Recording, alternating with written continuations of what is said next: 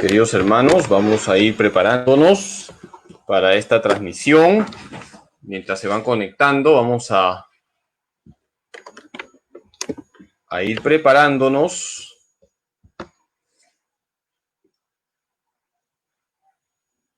Hoy día vamos a hablar de la Biblia. Vamos a hablar de la Escritura. Y de esa manera vamos desarrollando esta introducción a la teología con calma y paciencia. La vez pasada hablamos del vocabulario teológico. Fue bastante densa la clase. No se preocupen, ahora va a ser corta y mucho más sencilla.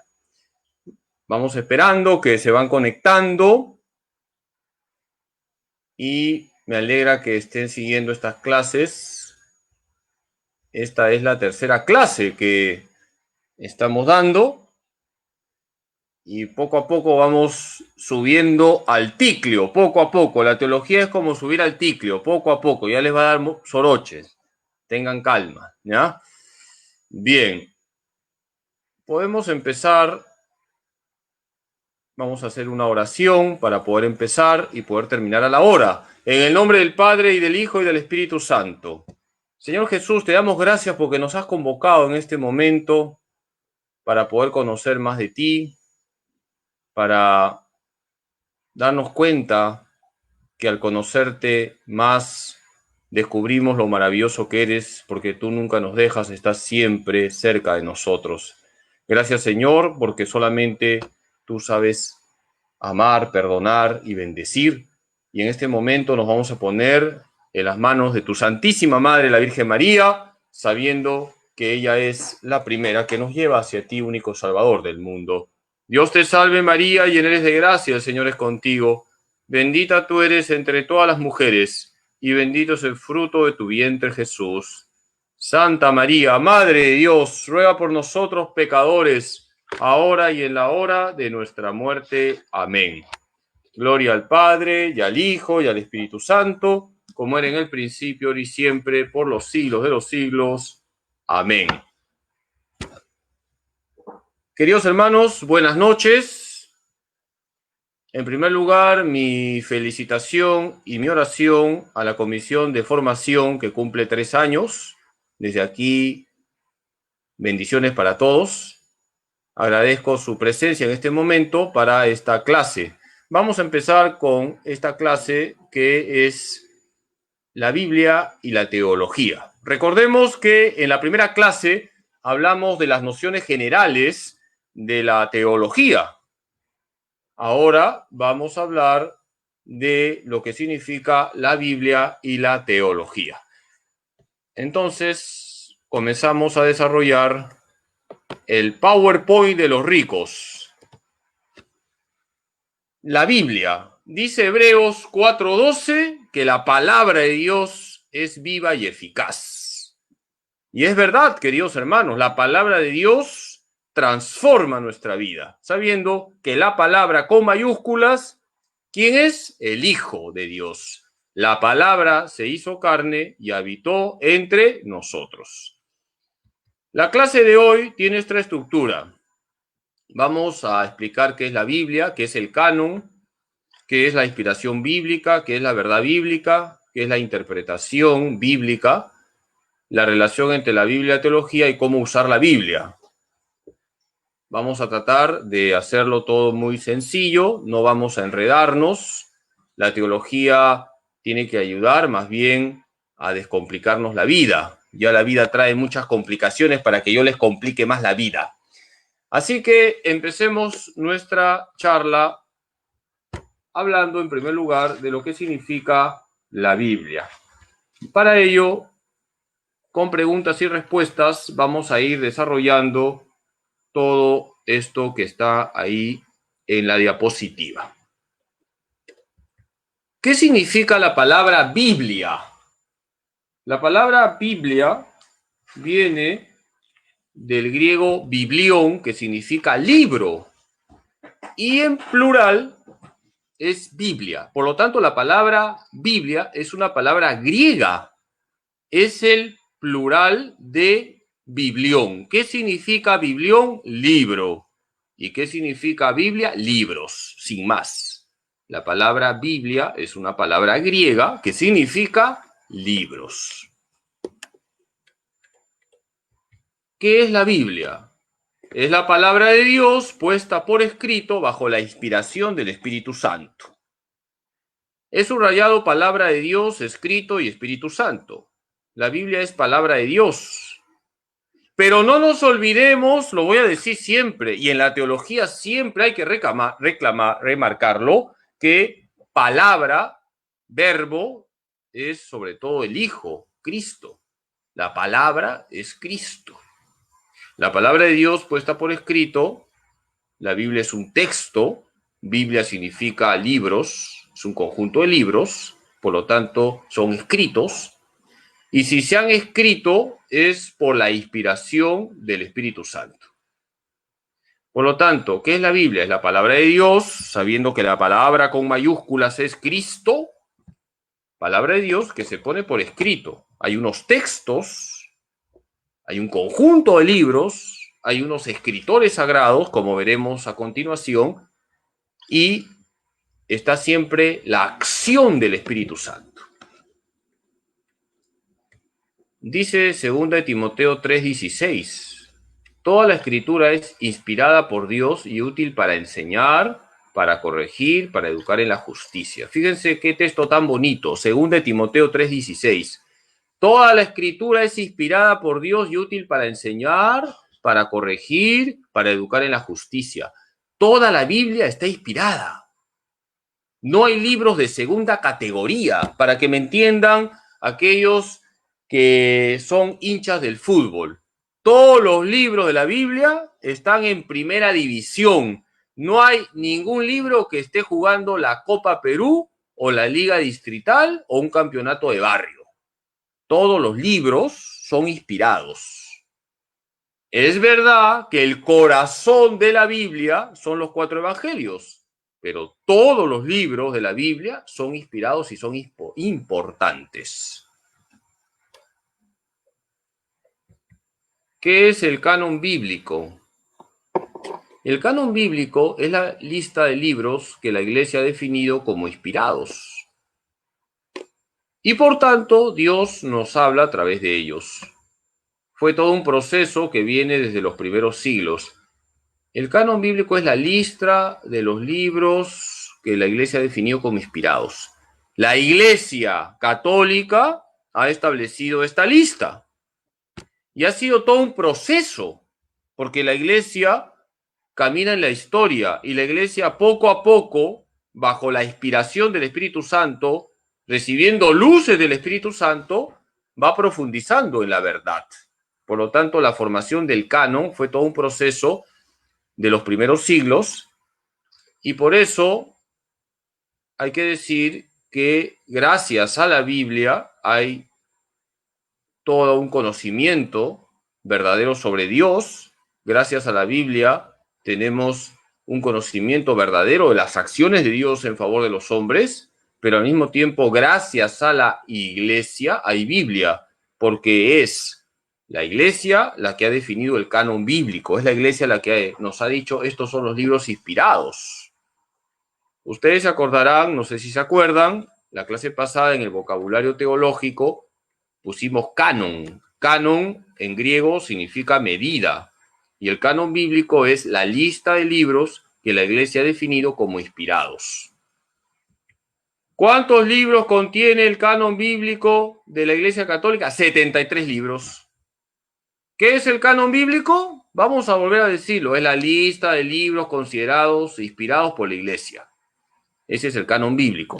¿Cuántos son los libros que hay en una Biblia católica? 73 libros. Así que revisen sus Biblias. No vaya a ser que algún hermano tenga una Biblia evangélica, una Biblia protestante, una Biblia de un testigo de Jehová y termine convirtiéndose a testigo de Jehová, se ponga su corbatita, coja su maletita y salga a tocar puertas. ¿Cómo se divide el canon bíblico de la Iglesia Católica? El Antiguo Testamento tiene 46 libros y el Nuevo Testamento 27. Ustedes que son grandes matemáticos, 46 más 27, ¿cuánto da? 73. ¿Cuántos libros tiene el Antiguo Testamento? 46. ¿Cuántos libros tiene el Nuevo Testamento? 27. Ahí tenemos los 73 libros. ¿Cómo está estructurado el canon bíblico del Antiguo Testamento? El Pentateuco, 5 libros, los libros históricos, 16 libros, los sapienciales y poéticos son 7 libros y los proféticos, 18 libros. El Pentateuco son 5 libros. Pentateuco significa 5 rollos. Cuando yo era seminarista era bromista, luego ya como sacerdote ya no hacía tantas bromas a los seminaristas porque les iba a dar mal ejemplo, porque los seminaristas siempre ponen apodos. Cuando era seminarista había un seminarista X, que ahora es sacerdote y no voy a decir su nombre, que le habíamos puesto Pentateuco porque era bien gordito, 5 rollos. Libros históricos, por ejemplo, Primera de Samuel, Segunda de Samuel, Primera de Reyes, Segunda de Reyes. Libros sapienciales y poéticos, por ejemplo, aquí está el libro de la sabiduría, aquí están los salmos, aquí está el eclesiástico. Libros proféticos, Isaías, Jeremías, Lamentaciones, Baruch, Ezequiel, Daniel, Osea, Joel, Amós, Abdías, Jonás, Miqueas, Nahum, Habacuc, Sofonías, Zacarías, Ageo, etc.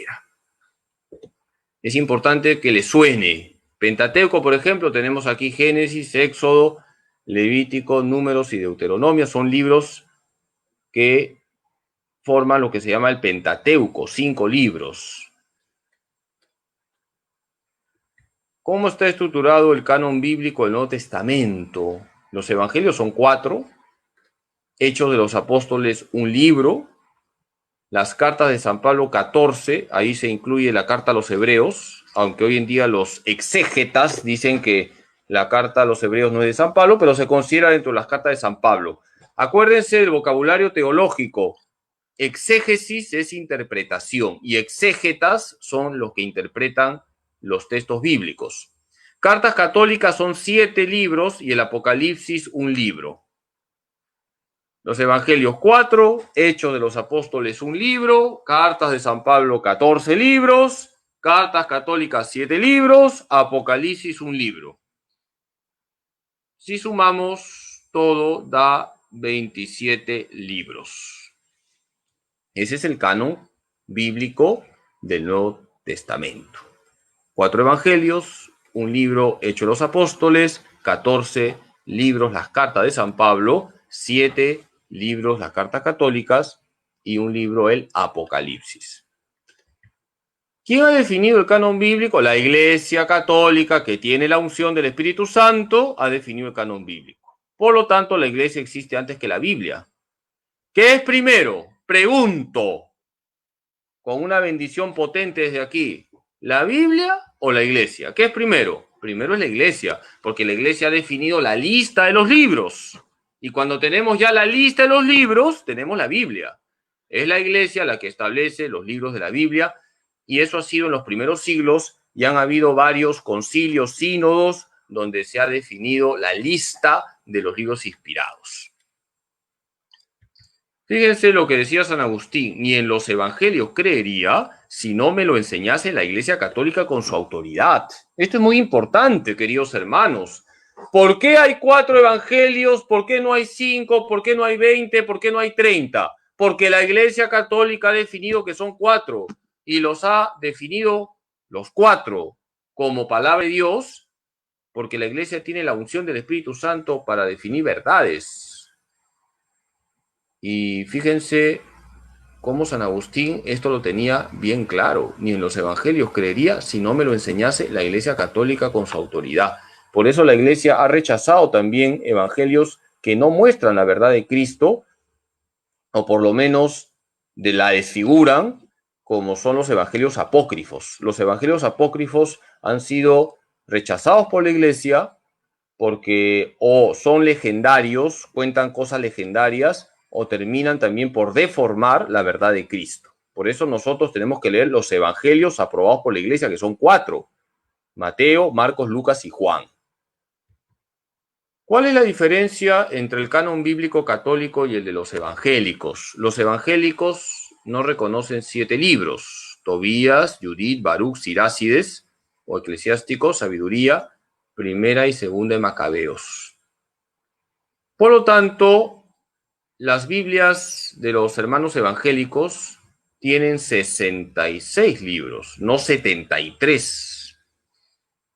Podemos hacer una regla fácil para aprender los 7 libros que no reconocen los evangélicos. Tohu va sisa mamá. Tohu va sisa mamá.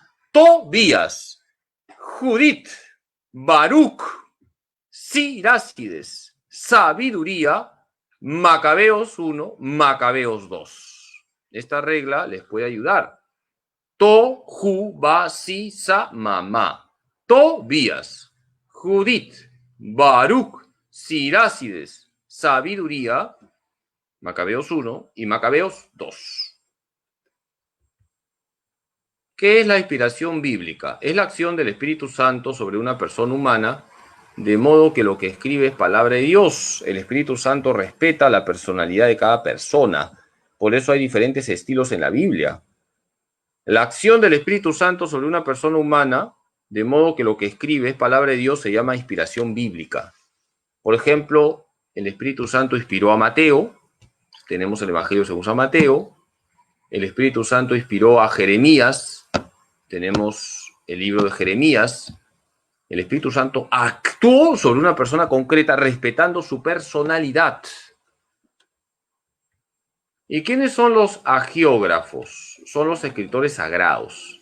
Son aquellos que recibieron la inspiración bíblica. Por ejemplo, 4 nombres de agiógrafos: Isaías, Daniel, Mateo, Lucas. Son los escritores sagrados, aquellos que recibieron la inspiración bíblica, es decir, recibieron la acción del Espíritu Santo, de modo que todo lo que escribían bajo esa inspiración es palabra de Dios. Y es bueno decir que el Espíritu Santo respetó la personalidad de cada uno, los gustos de cada uno. Para que me entiendan, Mateo tenía sus gustos, su forma de ser, su personalidad. Marcos tenía sus gustos, su forma de ser, su personalidad. Lucas tenía sus gustos, su forma de ser, su personalidad. Juan tenía sus gustos, su forma de ser, su personalidad. A Mateo le gustaba el arroz con pollo, a Marcos el ceviche y a Juan el seco de gato. Es un ejemplo, por si acaso, ¿ah? Y el Espíritu Santo respetó sus gustos, su forma de ser, su carácter. Por eso hay diferentes estilos también en los evangelios. No todos están cortados con la misma tijera, y el Espíritu Santo respeta esa diversidad. Dice 2 de Pedro 1:21, refiriéndose a los agiógrafos. ¿Quiénes son los agiógrafos? ¿Se acuerdan? ¿Quiénes son los agiógrafos? Los escritores sagrados. Hombres movidos por el Espíritu Santo han hablado de parte de Dios. 2 de Pedro 1:21. Esos hombres movidos por el Espíritu Santo que han hablado de parte de Dios son los agiógrafos. Recibieron la inspiración del Espíritu Santo. ¿Qué es la verdad bíblica? Es la verdad que contiene la Biblia. Es una verdad salvífica. Es lo que Dios quiere que conozcamos para alcanzar la salvación. Y a eso hay que llegar, a la verdad salvífica. Es decir, cuando uno lee la Biblia, no busca verdades científicas, no busca verdades de tipo ciencia empírica, no busca uno verdades sociológicas. Uno tiene que buscar la verdad salvífica, es decir, lo que Dios quiere que conozcamos para alcanzar la salvación. Para ello hay que interpretar correctamente la Biblia. Repito, cuando uno lee la Biblia, uno tiene que buscar la verdad salvífica, lo cual exige una interpretación. No es correcto leer la Biblia para buscar datos científicos, sino para conocer lo que Dios quiere que yo conozca para alcanzar la salvación. Repito, ¿qué verdad contiene la Biblia? Una verdad salvífica, y a eso hay que llegar. ¿Qué es lo que Dios me quiere decir a mí en este texto sagrado? Eso que me quiere decir es para mi salvación. Dios quiere que todos los hombres se salven y lleguen al conocimiento pleno de la verdad. Primera de Timoteo 2:4. Hay que llegar a la verdad salvífica. Y llegar a la verdad salvífica exige una interpretación de la Biblia.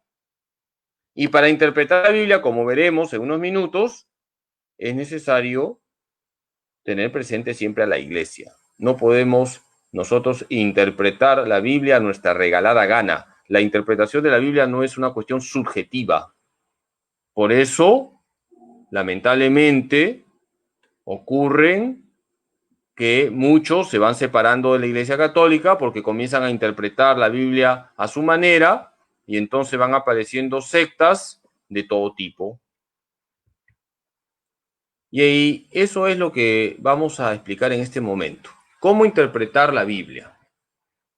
Hay que considerar en todo texto bíblico la dimensión humana y la dimensión divina. Repito, la Biblia tiene una dimensión humana porque hay agiógrafos, hay escritores sagrados, hay personas de carne y hueso que han escrito con sus gustos, con sus miserias, con sus fragilidades, con su historia propia. Pero también hay una dimensión divina porque Dios habla a través de ellos. Repito la idea. En todo texto bíblico hay una dimensión humana y una dimensión divina, hay que considerar las dos. ¿De acuerdo? Para interpretar la Biblia hay que considerar la dimensión humana y la dimensión divina.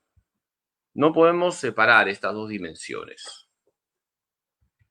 ¿Qué implica conocer la dimensión humana? El autor, hay que conocer al autor, el contexto histórico, los destinatarios, el género literario, todo esto es dimensión humana. Todo texto escrito exige conocer quién es el autor, cuál ha sido su contexto histórico, a quién ha escrito, cuáles son los destinatarios y cuál es el género literario. ¿Qué implica conocer al autor? Se puede conocer su estilo, su vocabulario, su forma de pensar, en qué tiempo escribió. Todo esto se puede conocer gracias a las ciencias históricas y por eso es importante que también los estudiosos de la Biblia se apoyen en los datos históricos. ¿Quién era Mateo? ¿De dónde era? ¿Cuál es el lenguaje que usa? ¿Quién fue Pablo? ¿En qué contexto histórico vivió? ¿Cuál es el lenguaje que usa? Etcétera, etcétera. Todo esto se puede conocer. ¿Qué implica conocer el contexto histórico del texto? O sea, por ejemplo, ¿en qué época está el escritor? Hay diferentes épocas en la historia sagrada. Están los patriarcas, está la época del Éxodo, está la entrada a la tierra prometida, está el tiempo en que los judíos son llevados a Babilonia, está el tiempo del regreso, lo que se llama la época persa. Es decir, hay que conocer el contexto histórico, porque eso también permite interpretar correctamente un texto. Por ejemplo, si ustedes leen Jeremías, y este domingo, ustedes acordarán que la primera lectura era un pasaje de Jeremías y yo remarqué hasta la saciedad, tarea, tarea, tarea, para que no tengas miedo. ¿Se acuerdan? Para que no tengas miedo. ¿Qué texto dejé? Jeremías 20:11. Pues, ¿cuál es el contexto histórico de Jeremías? Que los babilonios ya iban a invadir Jerusalén. Y Jeremías se encuentra acosado por los mismos judíos porque Jeremías no tenía pelos en la lengua, puesto que era un profeta y decía que lo que estaba ocurriendo al pueblo era porque ellos habían abandonado a Dios y eso no le gustaba a la gente y por eso lo estaban acosando. De ahí que Jeremías dice, el Señor está conmigo como un valiente soldado. Mis enemigos tropezarán y no me vencerán. Jeremías 20:11. Fíjense cómo el contexto histórico ayuda. O por ejemplo, si uno lee Zacarías, el contexto histórico es otro, porque ya el pueblo ha vuelto de Babilonia y está reconstruyendo el templo. Entonces todo eso se refleja también en el texto. Es importante el contexto histórico. ¿Qué géneros literarios encontramos en la Biblia? El género simbólico, por ejemplo, muchos capítulos del Génesis tienen géneros simbólicos.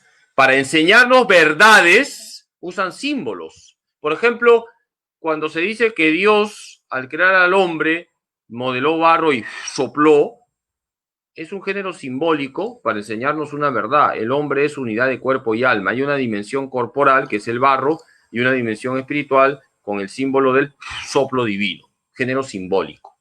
También hay género histórico, que son relatos históricos, género profético, que es propio de los profetas. Por ejemplo, los profetas usan un lenguaje fuerte, llaman a la conversión, denuncian el pecado como prostitución, como adulterio, todo eso es género profético. Los profetas, podemos decir, para que me entiendan, macheteaban cuando escribían o predicaban, daban de alma para que la gente se convierta. El género poético, como su nombre lo indica, usa lo propio de las poesías, estrofas, rimas. El género sapiencial usa refranes, máximas. El género evangelio es peculiar porque es proclamar lo que Jesús hizo y dijo para mostrar que Jesús es el Salvador, es el Señor. Género evangelio es proclamar la buena noticia, que es Cristo. El género epistolar son cartas, por ejemplo, las cartas de San Pablo, y tienen una estructura epistolar de carta, un saludo inicial, un cuerpo, una despedida. El género apocalíptico es propio para relatar con imágenes vivas los acontecimientos finales de la historia. El género apocalíptico se utiliza cuando se quiere hablar de acontecimientos finales de la historia y se usan una serie de símbolos también, números, animales, la lucha entre el bien y el mal, etc. Entonces, qué importante es conocer los géneros literarios. No es lo mismo un texto simbólico que un texto histórico, y no es lo mismo un texto profético que uno poético, y no es lo mismo un texto sapiencial que un texto del Evangelio, y no es lo mismo un texto apocalíptico que una carta. Y esto es importante, ¿ah? Por ejemplo, hoy en día todo el mundo está con que se acaba el mundo, se acaba el mundo, se acaba el mundo. Estoy diciendo todo el mundo en un sentido exagerado, ¿eh? Ahora, por ejemplo, vino al santuario un muchacho, no a confesarse, y me dio el año en que se va a acabar el mundo. Oye, chocherita, le dije, lee Marcos 13:32, ese día nadie lo sabe. ¡No, padre! Ya han dado el año en que se acaba el mundo, el 2028. ¿Y cómo sabes el año? Le digo. No, es que hay un biblista que ha hecho una conexión entre Apocalipsis, entre Zacarías, entre Ezequiel y entre 2 de Tesalonicenses 2. Y ha sacado que ese es el año. Oye, así no se interpreta la Biblia. Por amor de Dios, no estemos haciendo cosas raras. No sabemos cuándo se va a acabar el mundo. Y el Apocalipsis no dice la fecha. El Apocalipsis expresa con imágenes vivas que en el momento presente hay una lucha. Y esto sí es verdad, porque esto lo enseña el Apocalipsis entre Cristo y el diablo. Entre los que siguen a Cristo y los que no siguen a Cristo. Hay una lucha. Pero sabemos ya cómo va a terminar esa lucha, con la victoria del Cordero. Ya sabemos que el triunfo es de Cristo. Ahora, no sabemos cuándo se dará ese acontecimiento final. Lo que sabemos es que debemos estar preparados. ¿Qué significa la dimensión divina de la Biblia?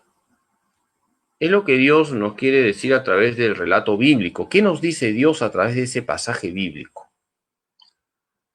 La dimensión humana, repito, implica conocer el autor, el contexto histórico, los géneros literarios, pero hay que ir más allá.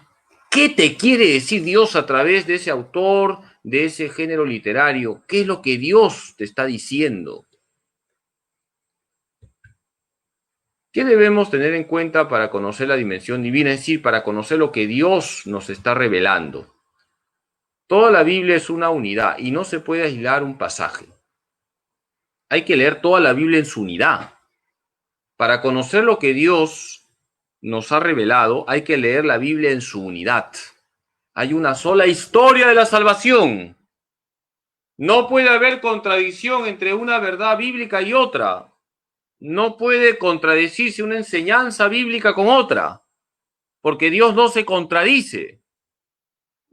Y es necesario leer el pasaje bajo la guía de la iglesia. Eso se llama leerlo en la tradición viva de la iglesia, como veremos en la próxima clase, que vamos a estudiar lo que es la tradición. El pasaje bíblico que nosotros leemos siempre tiene que ser bajo la guía de la iglesia. La iglesia nos va a enseñar, nos va a guiar para que podamos interpretar correctamente los textos. 3 puntos. Toda la Biblia es una unidad. No nos quedemos solo con un pasaje. No puede haber contradicción entre una verdad bíblica y otra. Y hay que leer la Biblia bajo la guía de la iglesia. De lo contrario, si tú no lees la Biblia bajo la guía de la iglesia, un día te vas a rayar, vas a abrir tu garaje, vas a poner 20 sillas, vas a poner un ambón y vas a crear tu secta. Entonces, todo lo que les he dicho, vamos a aplicarlo en algunos ejemplos para que me entiendan. La unidad de la Biblia. Este bendito texto lo utilizan los hermanos evangélicos para decir que nosotros los católicos somos idólatras, lo cual es falso. Éxodo 24 al 5. No te hagas escultura, ni imágenes, no te postres, etc. Si te quedas solo con este texto, puedes estar confundido y puedes cometer el gravísimo error de pensar que tú como católico estás mal. No, queridos hermanos. Este texto no prohíbe que se hagan imágenes, prohíbe adorar las imágenes. ¿Y cómo iluminamos ese texto? Cuando seguimos leyendo la Biblia, porque hay que tener en cuenta la unidad de la Biblia. Y si vas a Éxodo 25:18, Dios le dice a Moisés que haga 2 querubines de oro macizo. Por lo tanto, no está prohibido hacer imágenes. ¿Qué está prohibido? Adorar las imágenes. Cuando se lee toda la Biblia, todo se va articulando. En Éxodo 24:5 se dice, no te hagas esculturas ni imágenes, no te postres, y no adores las imágenes. Sin embargo, Dios a Moisés en Éxodo 25:18 le dice, haz 2 imágenes, 2 querubines de oro. No está prohibido hacer imágenes. Lo que está prohibido es adorar las imágenes.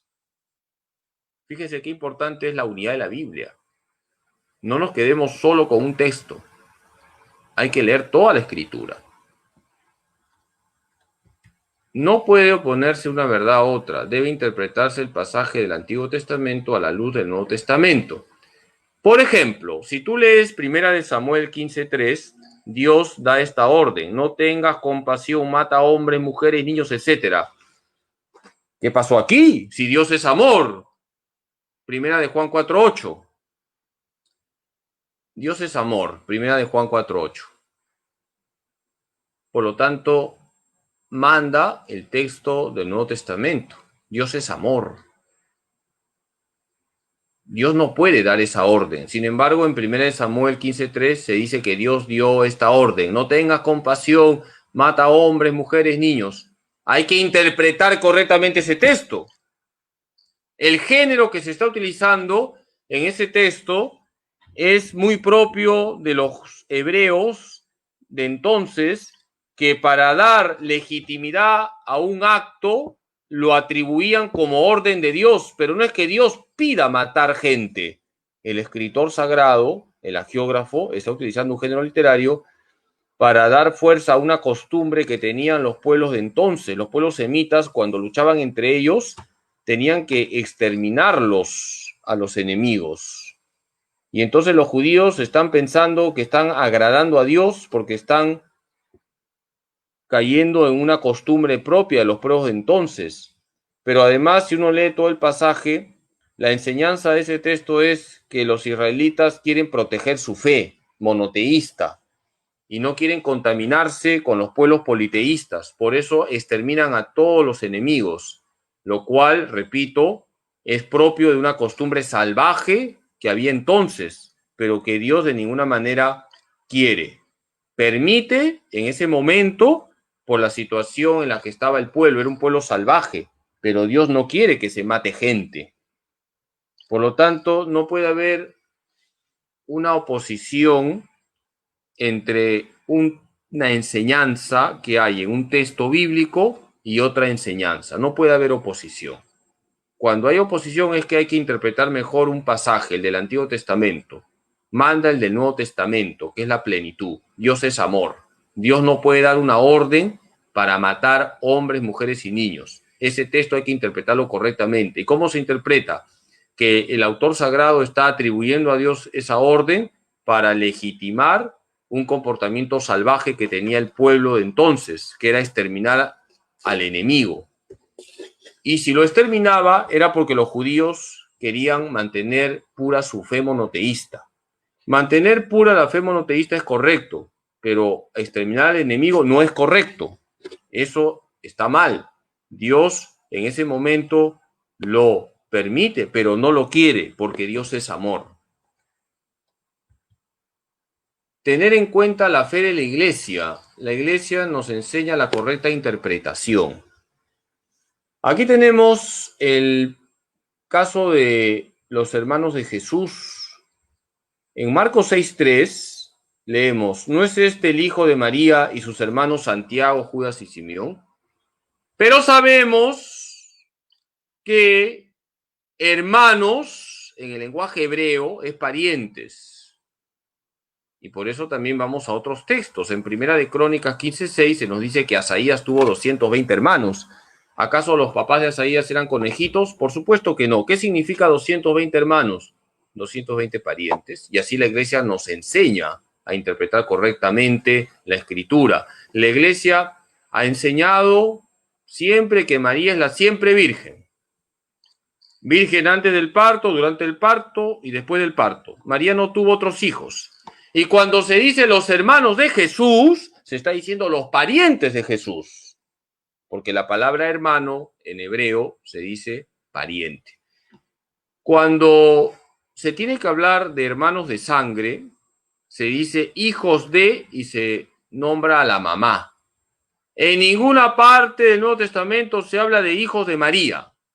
Si Jesús hubiese tenido hermanos de sangre, los textos del Nuevo Testamento dirían hijos de María. Y nunca se dice hijos de María. Nunca, nunca, nunca. Porque María solo tuvo un hijo, Jesucristo. En cambio, sí se dice los hermanos de Jesús, porque hermanos son parientes. ¿Qué relación hay entre la Biblia y la teología? La Biblia es el alma de la teología. Toda reflexión sobre Dios y sus acciones debe partir siempre de los textos bíblicos. Es decir, que la teología católica parte de la Biblia. Pero para ello tiene que haber una correcta interpretación de la Biblia, porque una mala interpretación lleva a una mala teología. Fíjense, una mala interpretación lleva a una mala teología. ¿Qué pasa si yo interpreto mal un texto bíblico? Voy a sacar conclusiones malas, reflexiones malas, y eso hace daño al pueblo de Dios. Por eso es muy importante interpretar correctamente la Biblia. Y para interpretar correctamente la Biblia hay que considerar, repito, la dimensión humana y la dimensión divina. Hay todo un estudio serio. No es una cuestión de que yo tengo la iluminación para interpretar solito la Biblia. No. Ya les he hablado de la necesidad de una correcta interpretación de la Sagrada Escritura. Por eso, repito, hay tantas sectas. Deja de sufrir, deja de llorar, deja de sudar, etcétera, etcétera. ¿Por qué? Porque cada uno quiere interpretar la Biblia a su manera. Y la Biblia no se interpreta de cualquier manera.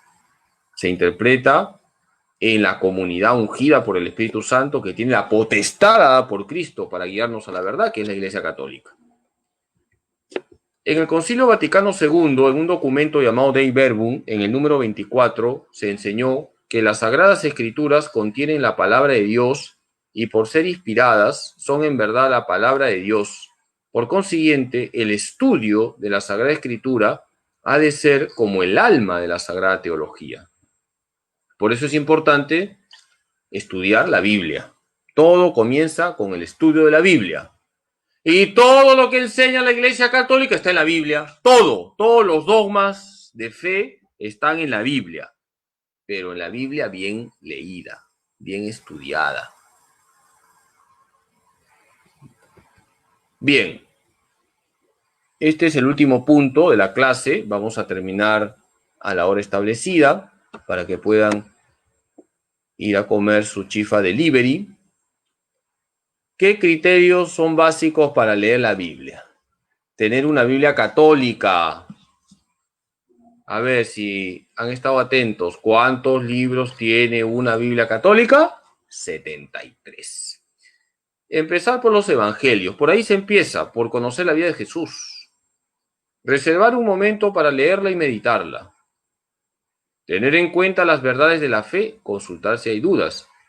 Esto es importante, tener en cuenta las verdades de la fe. Hay que saber el catecismo básico. ¿Qué es más importante, la Biblia o el catecismo? La Biblia, porque la Biblia es la palabra de Dios puesta por escrito bajo la inspiración del Espíritu Santo. Sin embargo, primero hay que conocer el catecismo. Primero. Por eso a los niños se les enseña catecismo, no se les enseña en primer lugar la Biblia. Si tú a un niño le das así la Biblia de frente, ¡toma, lee! Ese niño termina más perdido que protestante rezando el rosario. No, primero hay que enseñar las bases, las verdades de la fe. Hay que enseñar a un niño el credo, enseñar los sacramentos, los mandamientos, las oraciones cristianas, enseñar las verdades de la fe y de la moral cristiana. Y luego ya se va a la Biblia. Pero no es primero la Biblia, toma, lee, ¿no? Porque la Biblia no es fácil de leer. Y también es bueno retener pasajes que nos puedan ayudar. ¿Qué significa tener una Biblia católica? Es la Biblia aprobada por la Iglesia con la lista de libros completos. Tiene el imprimatur de un obispo. Por ejemplo, ahí he puesto algunas Biblias, la Biblia latinoamericana, la Biblia de Jerusalén, la Biblia del pueblo de Dios, etc. Toda Biblia católica siempre lleva el imprimatur de un obispo o de la conferencia episcopal de algún país. Padre Carlos, ¿cuál es la mejor Biblia? Depende. El lenguaje más asequible lo tenemos en la Biblia latinoamericana, que no está mal, es un lenguaje asequible. Ahora, más técnica es la Biblia de Jerusalén, ya para un estudio teológico más elevado, pero no pasa nada si ustedes tienen la Biblia latinoamericana. Es un lenguaje asequible y tiene buenos comentarios. ¿Qué significa empezar por los evangelios? Cristo es el centro de la Escritura. Nosotros no seguimos un libro, seguimos a una persona que está viva, porque el verbo se hizo carne, el verbo no se hizo libro, por si acaso. Si leemos la Biblia es para conocer más a Jesús, para amarlo más. Cristo es el centro de la Escritura, por eso hay que comenzar por los evangelios. El Antiguo Testamento anuncia a Cristo, el Nuevo Testamento proclama que Cristo es el Salvador. Por tanto, el Antiguo Testamento va anunciando a Cristo, es profecía de Cristo. El Nuevo Testamento proclama que Jesús es el Señor, el único que salva.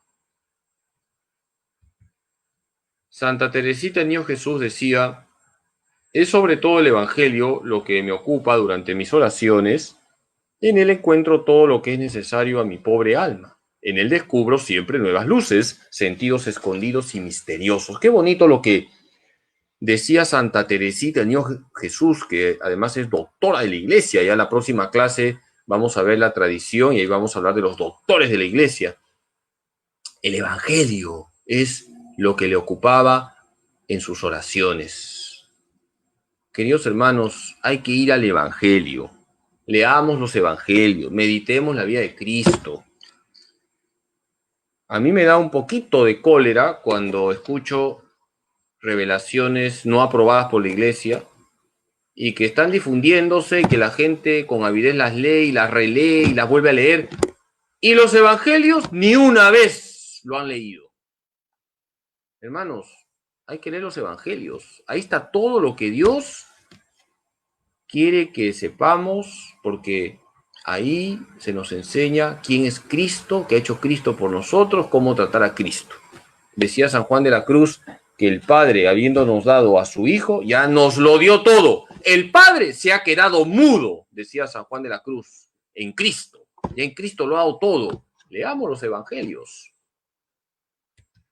¿Qué significa reservar un momento para leer y meditar la Biblia? Debemos hacer el esfuerzo por tener unos minutos para conversar con Dios a la luz de su palabra. Por ejemplo, quienes siguen la misa diaria ya tienen el evangelio asegurado. Mediten en el evangelio de cada día. Por ejemplo, a ver, si han estado atentos en la misa de 7 de la mañana. Hago pregunta, ¿con premio o sin premio? ¿Qué me dicen ustedes? ¿Con premio o sin premio?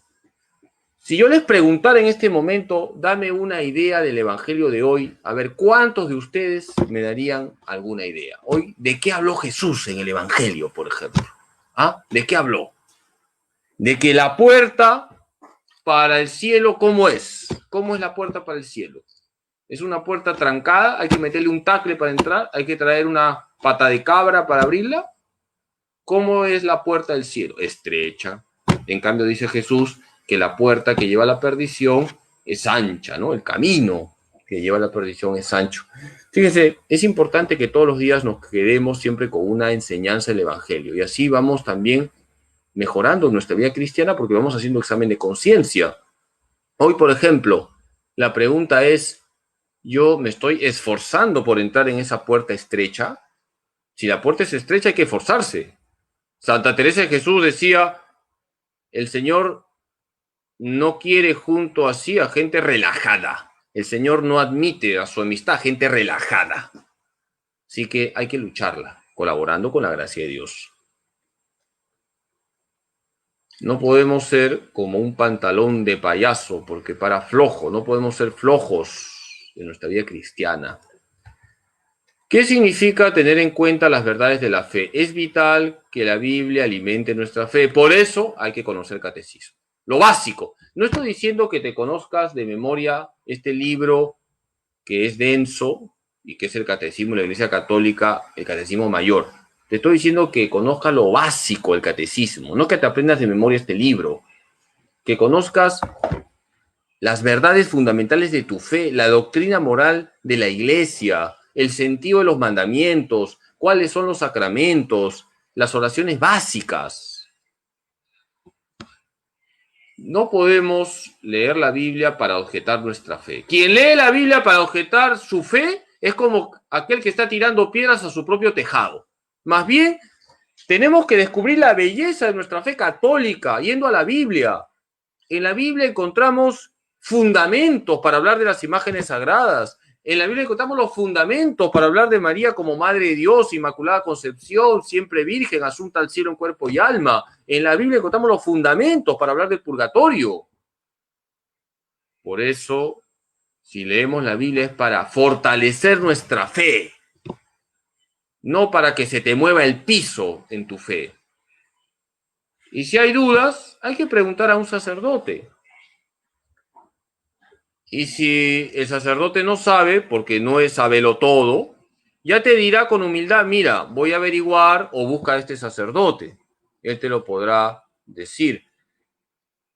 Hermanos, los sacerdotes nos preparamos, estudiamos para servir a la gente, para comunicar nuestros conocimientos, pero puede ser que, pongo un caso, uno de ustedes me haga una pregunta y yo no sé, pues ya averiguaré, estudiaré y te podré responder. Pero en principio las preguntas básicas sí que todo sacerdote debe saber responder. Permítame contarles una anécdota. Yo tengo un amigo que lo conocí tomando taxi. No sé si en este momento está escuchando porque hace unos días me llamó después de tiempo. Es el loco Masachek. Era evangélico y estaba preparándose para pastor y sabe mucha Biblia. Yo subí a su taxi hace años atrás, hace muchos años atrás subí a su taxi y me di cuenta que tenía una Biblia en griego ahí en su taxi. Yo le felicité, tienes una Biblia y en griego, te felicito. Y él me dijo, padre, porque sí me trataba de padre, padre, es que yo soy evangélico, yo leo la Biblia y estoy preparándome para ser pastor.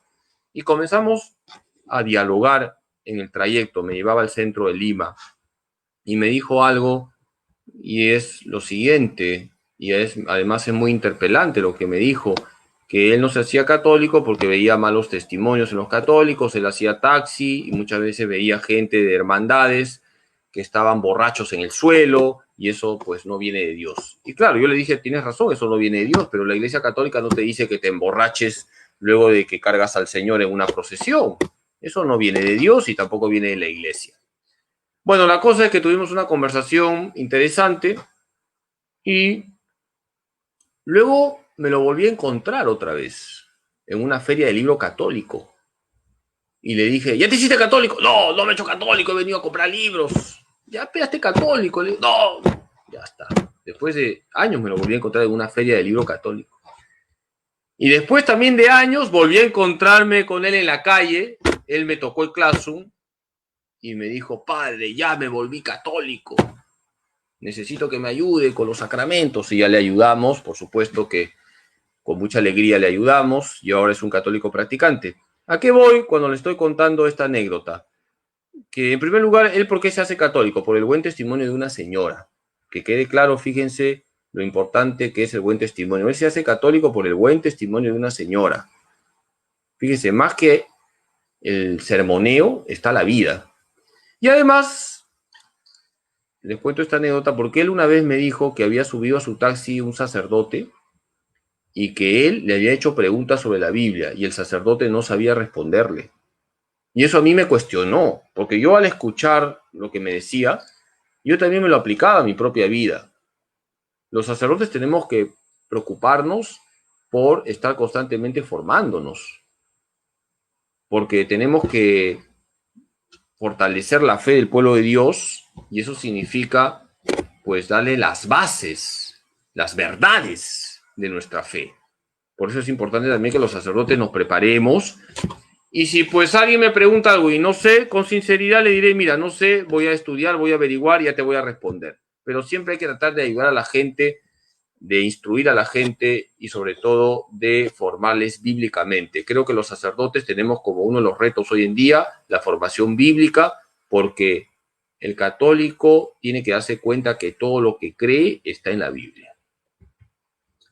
¿Qué significa retener citas que nos pueden ayudar? Es una bonita costumbre tener unas fichas con citas que nos pueden iluminar en situaciones concretas, alegría, dolor, problemas, etc. Yo les animo a que tengan sus fichas. Yo tengo cantidad de fichas y eso me ha ayudado bastante, aunque cada uno mata sus pulgas como quiere, ¿ah? Esto no es obligatorio. Por lo menos a mí me ayuda mucho a tener mis fichas y mis citas con temas. Por ejemplo, citas bíblicas sobre la Trinidad, citas bíblicas sobre el purgatorio, citas bíblicas sobre la Virgen María. Entonces voy haciendo mi fichero y de esa manera también yo me voy familiarizando con la Sagrada Escritura. Por ejemplo, aquí he puesto algunos textos frente al miedo.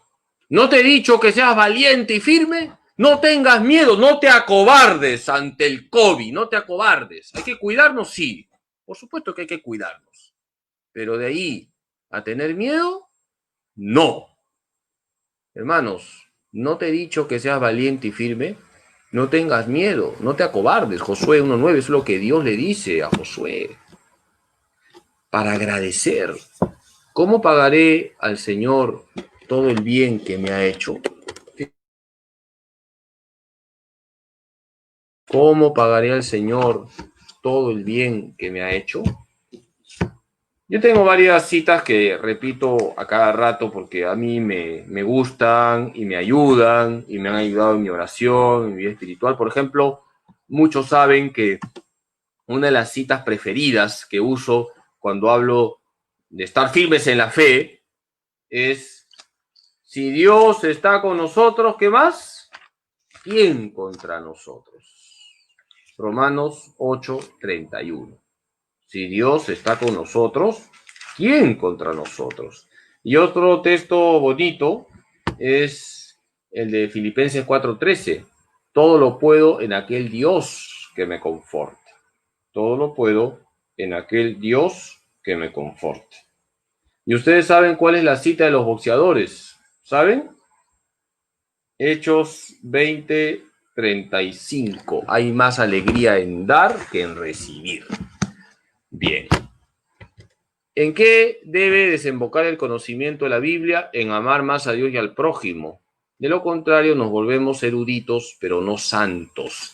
No se trata de paporretear, no se trata de aprenderse 100 citas de memoria, no se trata de que me he leído 20 veces toda la Biblia. Por supuesto que hay que leer la Biblia y por lo menos una vez en la vida toda la Biblia. Y sería bonito tener fichas. Todo eso está muy bien, pero para amar más a Dios y al prójimo. Que quede claro. Si nosotros leemos la Biblia es para amar más a Dios y al prójimo. Una persona puede ser muy erudita, pero cuando se muera, el Señor no le va a preguntar, a ver, ¿qué dice Jeremías 20:11? A ver, dime qué dice el Salmo 69:1-2. A ver, dime qué dice Mateo 5:8. Eso no le va a preguntar el Señor. Le va a preguntar, ¿amaste? ¿Me amaste a mí con todo tu corazón, con toda tu alma, con todo tu ser? ¿Amaste al prójimo con el amor que yo te di? Eso es lo que nos va a preguntar el Señor. Y la Biblia nos ayuda a amar más a Dios y al prójimo. ¿Quién es el modelo de la escucha y de la acogida de la palabra de Dios? María Santísima. María escuchó, acogió y vivió con radicalidad la palabra de Dios. María nos enseña a escuchar la palabra de Dios. María nos enseña a acoger la palabra de Dios. Más aún, la palabra de Dios se hizo carne en su purísimo vientre, por obra y gracia del Espíritu Santo. María vive familiarizada con la palabra de Dios, se deja guiar por la palabra de Dios. Todo el Magnificat muestra que María estaba familiarizada con la Escritura. Nosotros, al igual que la Virgen, tenemos que decir, hágase en mí según tu palabra. Eso hay que decirle al Señor cada vez que leamos un pasaje de la Biblia. Hágase en mí según tu palabra. Ya para terminar, la Biblia es el alma de la teología. No puede haber teología sin antes una interpretación correcta de la Biblia. A partir de la Escritura se hace la teología. Cualquier reflexión teológica debe partir siempre de los textos sagrados, pero bien interpretados. Por ahí se empieza. Una mala interpretación de la Biblia trae una mala teología.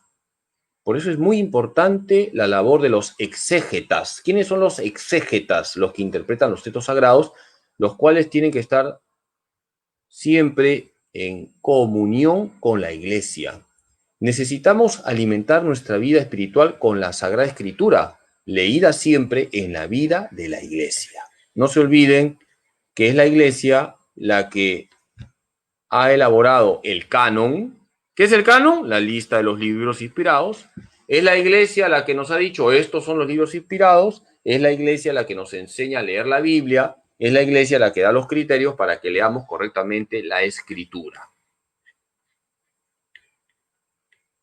Muy bien, pues hemos terminado. Gracias a Dios, hemos terminado esta clase. Espero que no se hayan mareado como la vez pasada. Seguimos todavía, faltan otras clases. Las preguntas que ustedes están haciendo las están anotando los de la Comisión de Formación y Pastoral, que por cierto hoy cumplen 3 años. Y frente a los comentarios también que a veces he visto de que por qué no abrimos las iglesias, Padre Carlos haga algo, con mucho cariño les digo pues que no depende de mí, ¿no? Yo quisiera que se abran las iglesias, de verdad, se los digo con sinceridad, estoy rezando, he hecho todo de mi parte para que sea así, junto con el Padre Moisés, pero también hay que obedecer. Ya lo otro, no voy a hacer más comentarios, pero hay unos obispos que son los pastores legítimos, ellos darán las directivas, hay que seguir orando. Y nada, estamos para servirles, ¿no? El hecho de que la iglesia esté cerrada, claro, no significa que el Padre Carlos está en un búnker y es inaccesible de ninguna manera, como muy bien saben muchos los que veo que escriben, así que ánimo, firmes en la fe, seguimos rezando. No se olviden, oración, oración y oración. Es lo primero. Y luego la acción, pero primero oración, oración y oración. Que el Señor Todopoderoso les proteja, que la Virgen Santísima les cubra con su manto maternal. Y ahora sí, pues le doy la bendición. Y la próxima vamos a hablar de la tradición de la Iglesia, que nos va a permitir también entender ya todo el conjunto, porque la Biblia se lee en la tradición de la Iglesia. El Señor esté con ustedes y la bendición de Dios Todopoderoso, Padre, Hijo y Espíritu Santo, descienda sobre ustedes y permanezca para siempre. Con la alegría de saber que estamos con Jesús y María, nos quedamos en la paz de Dios. Bendiciones, que tengan una buena cena, un buen delivery y descansen en paz, pero no porque se van a morir, sino porque van a descansar en el Señor. Buenas noches y que el Señor les proteja. Firmes en la fe, ánimo. Hasta luego.